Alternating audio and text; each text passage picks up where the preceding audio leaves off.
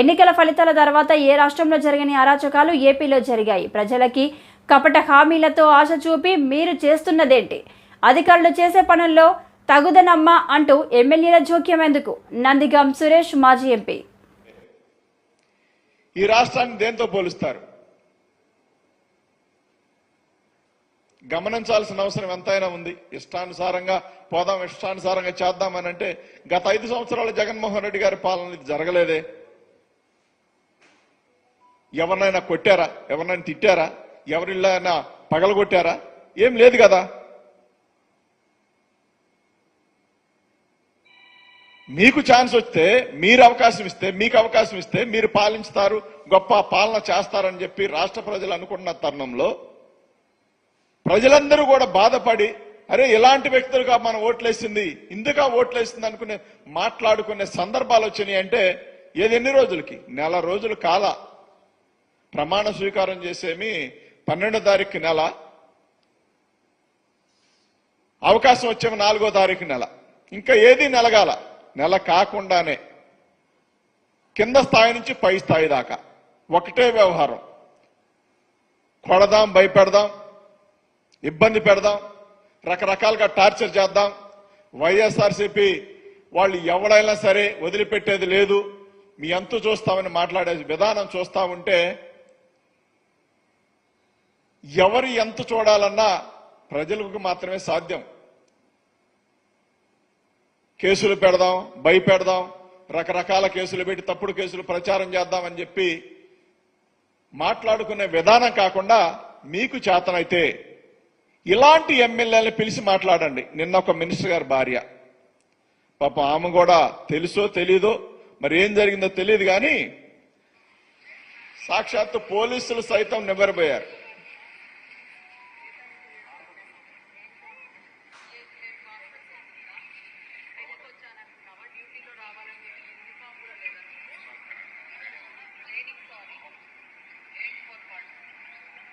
విన్నారు కదా. ఏ రోజన్నా వైసీపీ హయాంలో ఎమ్మెల్యేలు కావచ్చు, ఎంపీలు కావచ్చు, వాళ్ళ భార్యలు కావచ్చు, వాళ్ళ పిల్లలు కావచ్చు, ఎవరినైనా బెదిరించారా? ఈ ద్వారంలో ఇందాక సాక్షాత్తు బిల్డింగ్ పగలగొట్టడానికి జేసీబీలు వెళ్తా ఉంటే పోలీసులు అడ్డుకున్నారు. పోలీసులు అడ్డుకుంటా ఉంటే పోలీసులను పక్కకు నెట్టేసి, అంటే పోలీసులు కూడా అవసరం లేదు, అధికారం మాది కాబట్టి అనే భావంతో కరెక్ట్ కాదని పోలీసులు అడ్డుపడతా ఉంటే వాళ్ళని కూడా పక్కకు నెట్టేసి ఇష్టానుసారంగా కొట్టిన తీరు, ఇష్టానుసారంగా ఎగబడిన తీరు రాష్ట్ర ప్రజలందరూ చూస్తామన్నారు. అరే 5 ఏళ్ళు ఛాన్స్ వచ్చింది, గొప్పగా పాలన చేద్దాం, మళ్ళీ ఇంకో 5 ఏళ్ళు అడుగుదామని పక్కన పెట్టేసి ఇక ఎటు అబద్ధాలు ఆడాం కాబట్టి ఛాన్స్ రాదు కాబట్టి మనకు చేతనైంది, మనకు పగున్న వాళ్ళందరి మీద పగ తీర్చుకుందామని భావం ఏర్పరచుకున్నారు. చూసారా? కరెక్ట్ పాలసీ కాదు. నిన్నగాక మొన్న మహానుభావుడు రాజశేఖర రెడ్డి గారి విగ్రహాన్ని వేమూరు నియోజకవర్గంలో తగలబెట్టిన విధానం, ఇవన్నీ గమనించండి. ఎక్కడ పడితే అక్కడ అల్లరి చిల్లరగా తప్ప, దుర్మార్గంగా తప్ప, మీ గురించి మంచిగా మాట్లాడుకొని అరే వీళ్ళు కరెక్ట్, వీళ్ళు పర్ఫెక్ట్ అనుకునే పరిస్థితులు ఉన్నాయా? వీళ్ళు జోలికి వెళ్తే గొడవలు అవుతాయేమో, కేసులు పెడతారేమో అనే స్థాయికి ప్రజలు వచ్చారంటే సారళంగా 5 సంవత్సరాలు మీరు పాలించగలుగుతారా? ప్రజల్లో వ్యతిరేకత అనేది స్టార్ట్ అయితే మీరు నిర్మూలించగలరా? ఇప్పటికే మీ ఎదురుగా చాలా సమస్యలు ఉన్నాయి. ముఖ్యమంత్రిగా ఉన్న చంద్రబాబు నాయుడు గారి ఎదురుగా చాలా సమస్యలు ఉన్నాయి. వాటి మీద ఫోకస్ పెట్టడం మానేసి, ఇచ్చిన హామీలు నెరవేర్చడం మానేసి ప్రజలపైన కక్ష తీర్చుకోవటం.